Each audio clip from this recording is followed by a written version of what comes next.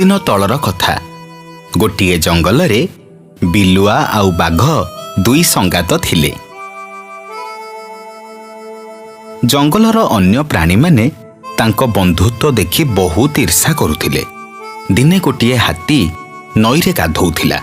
सेई नई को बिलुआ भी गाधेइबाकू गला। किरे बिलुआ, तू ए नई को काहींकी आसीचु? मु गाधेइबाकू आसीची भाई। हाँ, तोर एते साहस? मु जंगलर सबुठु बड़ प्राणी।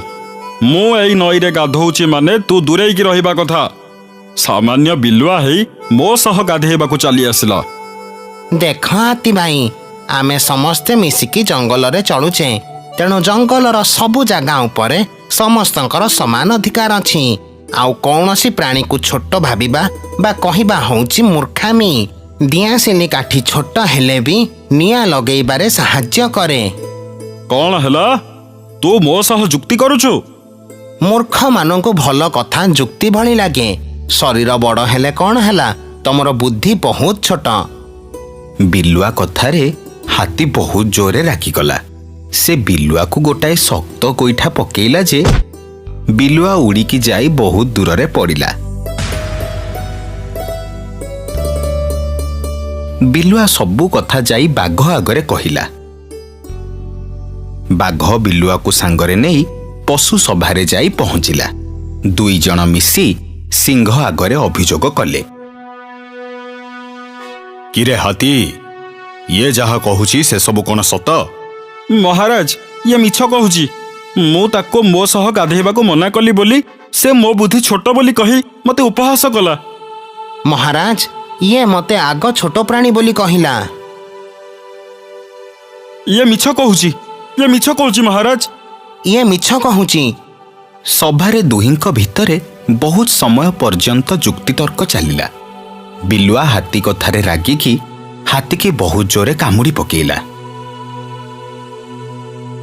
बिलुआ, सभारे तू हाथी उपरे एमिति आक्रमण करी सभार मर्यादा भंग करिचु, सेथिपाई तते दंड मिलिबो। हेले महाराज, से मिछ कहूची। किए मिछ कहूची किए सत कहूची से कथा परे विचार करा जिवो।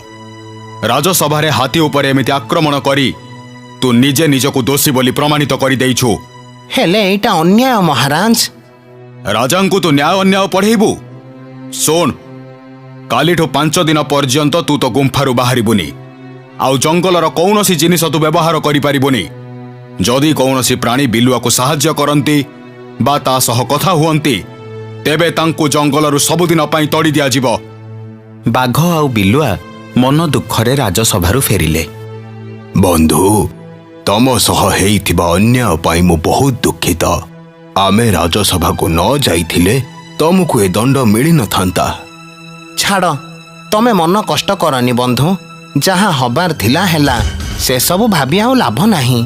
हेले बंधु, तमे न खाई पी 5 दिन केमिति काटिबो? तमे से कथा चिंता करनी, मु किछि उपाय निश्चय बाहर करिबी। बाघ सेठू चलीगला।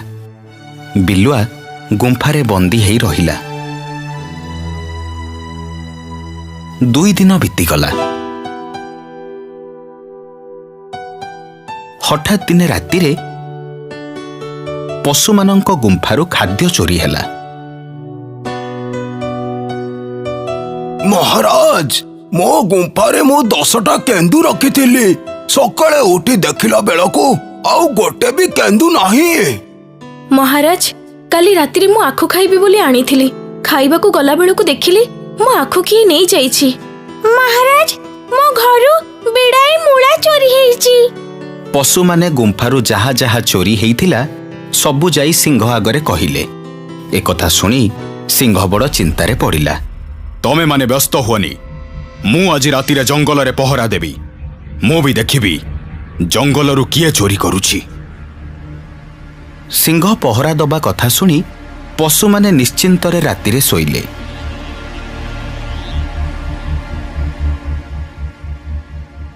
सिंह राति अध जाए जंगल रे बुलिला, हेले काहाकू भी देखिबाकू पाइलानी।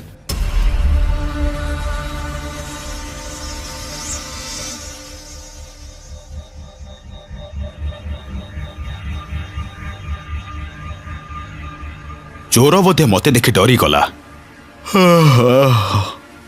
ମତେ ବି ଭାରି ନିଦ ଲାଗିଲାଣି, ଯାଉଛି ବିଶ୍ରାମ କରିବି। ସିଂହ ଯେତେବେଳେ ଯାଇ ତା ଗୁମ୍ଫାରେ ପହଞ୍ଚିଲା, ସେ ଦେଖିଲା ତା ଗୁମ୍ଫାରୁ ମାଂସ ଚୋରି ହେଇଛି। ଏକଥା ଦେଖି ସିଂହ ବହୁତ ଜୋରେ ରାଗିଗଲା। ପରଦିନ ସଭାରେ ସେ ପଶୁମାନଙ୍କୁ ଡାକି ସବୁ କଥା କହିଲା।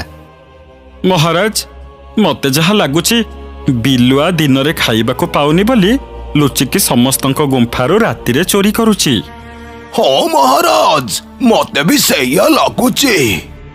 ମୋର ବି କାହିଁ ସେ ବିଲୁଆ ଉପରେ ସନ୍ଦେହ ହଉଛି। ବିଲୁଆକୁ ଡାକ, ଆଜି ମୁଁ ତା ଖବର ବୁଝିବି।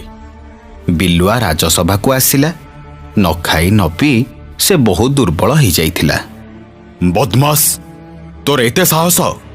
ତୁ ଶେଷରେ ଜଙ୍ଗଲରୁ ଚୋରି କରି ଖାଇଲୁ। ମହାରାଜ, ମୁଁ ଜଙ୍ଗଲରୁ କିଛି ବି ଚୋରି କରିନି। ମୁଁ ତ ଆପଣଙ୍କ ଆଦେଶ ପାଳନ କରି 5 ଦିନ ହେଲା ପାଣି ମୁନ୍ଦାଏ ବି ପିଇନି। ଦେଖୁଛନ୍ତି ତ ମହାରାଜ, ଚୋରି କରି ଧରା ପଡ଼ିଲାଣି ତଥାପି ମିଛ କହୁଛି। ଛି ଛି ଛି ଛି ଛି ଛି ଛି। କେତେ ଆଉ ତୁ ତଳକୁ ଖସିବୁ? ଏବେ ନିଜ ଭୁଲଟା ମାନୁନୁ। ମୁଁ ଏଯାଏ ଦୋଷୀ ସାବ୍ୟସ୍ତ ହେଇନି ହାତୀ ଭାଇ। ଆଉ ମତେ ଦୋଷ ଦବା ଆଗରୁ ପ୍ରଥମେ ଯାଇ ମୋ ବିରୁଦ୍ଧରେ ପ୍ରମାଣ ଆଣ। ବିଲୁଆ ଠିକ କହୁଛି। ବିନା ପ୍ରମାଣରେ ଆମେ ତାକୁ ଏମିତି ଦୋଷ ଦେବାଟା ଠିକ ନୁହଁ। ମହାରାଜ, ମୋ ପାଖରେ ଗୋଟେ ଉପାୟ ଅଛି। ମୁଁ ଆପଣଙ୍କୁ ଚୋରକୁ ଧରିବାରେ ସାହାଯ୍ୟ କରିବି। କି ଉପାୟ? ବିଲୁଆ ସିଂହ କାନରେ ଉପାୟଟା କହିଲା। ସିଂହ ଉପାୟ ଶୁଣି ସବୁ ପଶୁମାନଙ୍କୁ ଗୁମ୍ଫାକୁ ଫେରିଯିବାକୁ କହିଲା। 2 ଦିନ ବିତିଗଲା। ଜଙ୍ଗଲରେ କିନ୍ତୁ ଚୋରି ବନ୍ଦ ହେଲା ନାହିଁ। ଦିନେ ବିଲୁଆ ଜଙ୍ଗଲରେ ସବୁ ପ୍ରାଣୀମାନଙ୍କ ଆଗରେ ଯାଇ କହିଲା, ଆଜି ମହାରାଜ 5ଟି ମଇଁଷି ମାରି ଗୁମ୍ଫାକୁ ଆଣିଛନ୍ତି। ସତରେ ଆମ ମହାରାଜ ବହୁତ ଶକ୍ତିଶାଳୀ। 5ଟି ମଇଁଷି ଶିକାର କରିବା କ'ଣ ସହଜ କଥା? ରାତି ହେଇଗଲା। ସବୁ ପଶୁମାନେ ସିଂହର ଗୁମ୍ଫା ପାଖରେ ଜଗିଲେ। ବିଲୁଆର ଉପାୟ ଅନୁସାରେ ସିଂହ ଯାଇ ଗୁମ୍ଫାରେ ଲୁଚି ବସିଲା।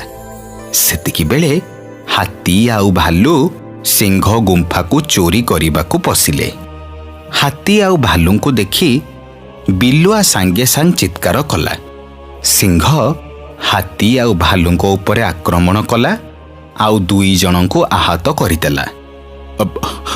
ମତେ କ୍ଷମା କରିଦେ ବିଲୁଆ। ମୁଁ ବିନା ଦୋଷରେ ତତେ ବହୁତ କଟୁ କଥା କହିଛି। ତତେ ମୁଁ ଦଣ୍ଡ ଦେଇଛି। ଶୁଣ, ମୁଁ ଆଜି ଘୋଷଣା କରୁଛି, ଆଜିଠୁ ବିଲୁଆ ଜଙ୍ଗଲର ମନ୍ତ୍ରୀ ପଦବୀରେ ନିଯୁକ୍ତ ହେଲା। ଏଥିରୁ ଆମେ କ'ଣ ଶିଖିଲେ? ଅନ୍ୟର ଅମଙ୍ଗଳ ଚିନ୍ତା କଲେ ଆଉ ମନରେ ଅହଙ୍କାର ରଖିଲେ ଆମେ ନିଜେ ନିଜର କ୍ଷତି କରିବା।